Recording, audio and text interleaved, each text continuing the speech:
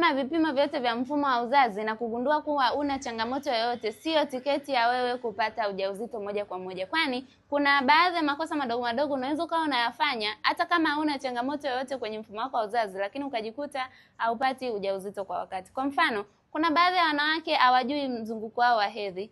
Kwa maana hiyo hawajui ni siku gani huwa ovulation inatokea. Kwa hiyo anajikuta kwamba siku ambazo anashiriki tendo la ndoa sio siku za kushika ujauzito. Na mwisho wa siku anakuwa akijiuliza maswali, nimepima nikaambiwa sina changamoto yoyote, lakini kwa nini sipati ujauzito? Swali la kujiuliza, je, wewe unafahamu ovulation yako huwa inatokea siku gani?